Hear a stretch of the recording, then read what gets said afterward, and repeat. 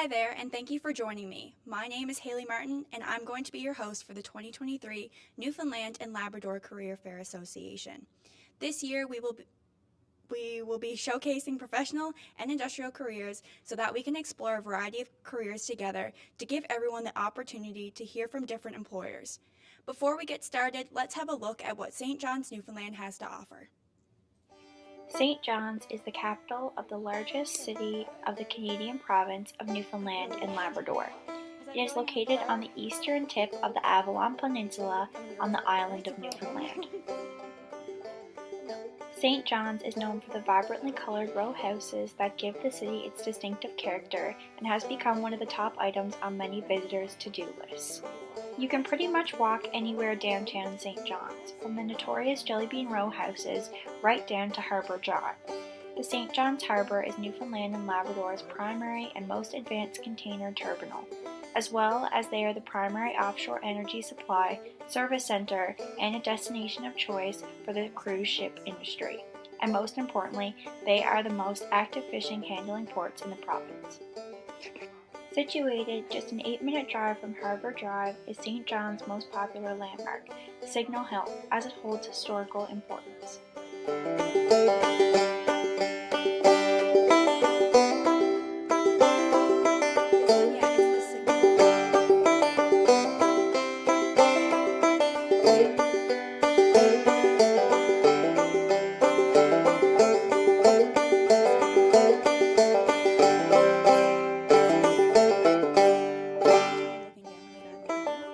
The final battle of the 7 Years' War in North America was fought in 1762 at the Battle of Signal Hill, in which the French surrendered St. John's to a British force under the command of Lieutenant Colonel William Amherst, who renamed what was then known as the Lookout to Signal Hill because of the signaling that took place upon its summit from its flagmast. And we're back. I would like to start off by introducing our first speaker of the event, representing a career in education. I have with me Dr. David Gill, who is going to speak about the profession of teaching. So, Dr. David Gill, what education do you have that got you here today? And when did you decide you wanted to be a teacher? Thank you for inviting me to your career fair. Yes, so I guess the first time I kind of thought about teaching was actually when I was in a youth group, and my mother was a teacher. She was helping with that group, and I was kind of assigned to teach other younger children, and I kind of liked that. And then I went on to do like camp counseling and instruction in the outdoors, canoeing and things like that. And I really liked I did a history degree. I really liked that, and then my father said, what am I going to do with that to make money? So then I got kind of thinking, what could I do? So educationally, yeah, so I do have a bachelor's degree with a major in history, a minor in biology. I went on and I did a technical diploma in information technology, computer programming, networking, those kind of things. And then I went and did a Bachelor of Education in intermediate secondary, and I did a conjoint diploma in technology education. So even though I have teachables in social studies and science, I primarily taught technology and science, right? So I didn't really teach my social studies, but that was fine. So you need, to be a teacher, you do need to have some expertise or a degree in Newfoundland. You need 2 teachable areas. So, and they are dependent on the curriculum areas that are studied at the K-12 level in Newfoundland and Labrador, right? So yeah. Thank you for that. I just have one more question for you. What advice do you have for future teachers?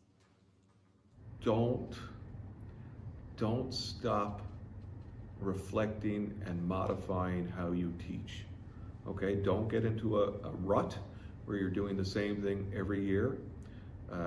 Learn from your students, learn from your peers, and learn for yourself things that you're interested in, books and seminars and things like that. But don't get into a rut, okay? It's not a profession where you can, punch in 30 years doing the same things over and over again. It won't help the students, and you'll be bored out of your mind. Thank you, Dr. Gill, for joining us today. It was great to have you, and thank you for your insight on a professional teaching career. Before we introduce the next guest, let's see what Memorial University has to offer.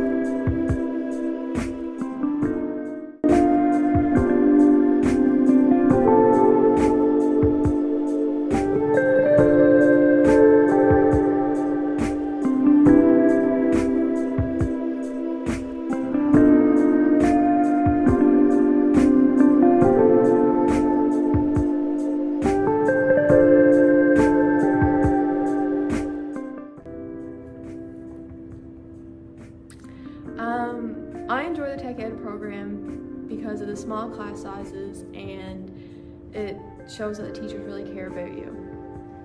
There you go. That was 11 seconds. I enjoy our education program because it's a small class size where we get to know the people in our class, and we also get to know our instructors.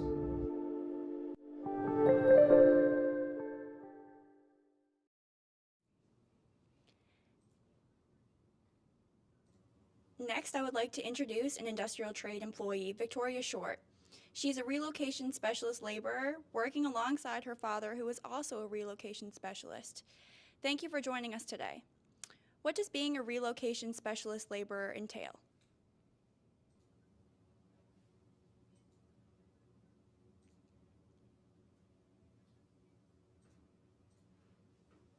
I am a relocation specialist laborer, so I assist with the loading and offloading and tagging and listing of shipments that the relocation specialist is going to transport from point A to point B.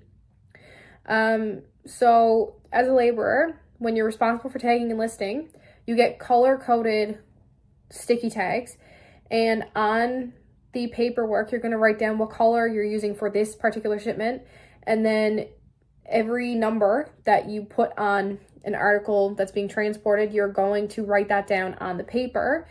So you'll write the number, the article, and then there's numbers and letters on the top of the page that tells you what each of them mean, and then you basically use those in the line beside the article of what condition said article is in.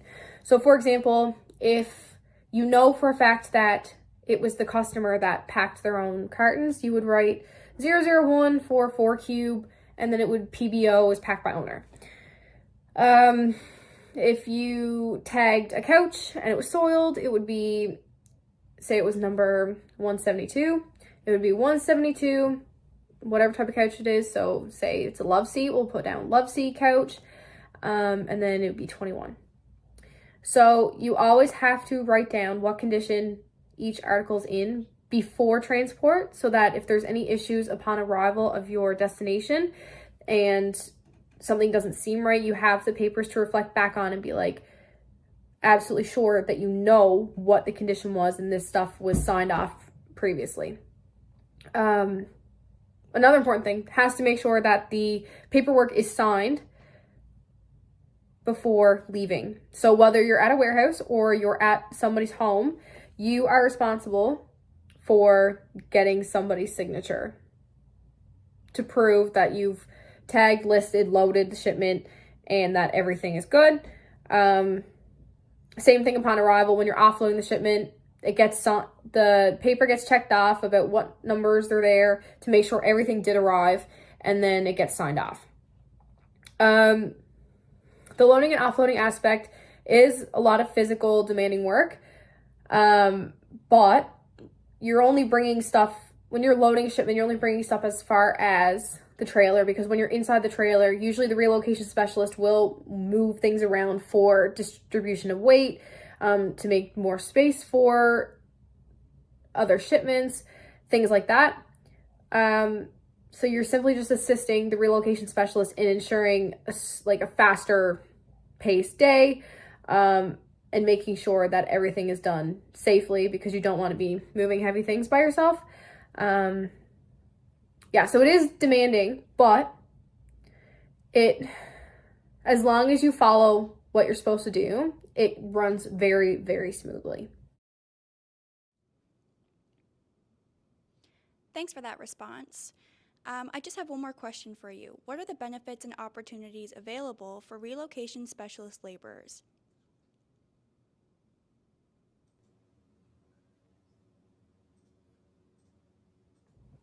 This industry is in such high demand. It is so easy to find a job. There's so many people moving. There's so many relocation specialists looking for laborers to assist them, because you're going to need at least 2 laborers per job, depending on the size of the shipment. Like, there's sometimes relocation specialists hire 4 guys on one day. So it's extremely, extremely demanding right now, and you can easily get a job. So if you have a look at our website, you can get some more info from there if you're interested in employment. Thank you for that, Victoria, and thank you for taking the time to be with us today. That is it for us today. Thank you for joining us, and if you have any questions or need more information, please refer back to our website for contact information.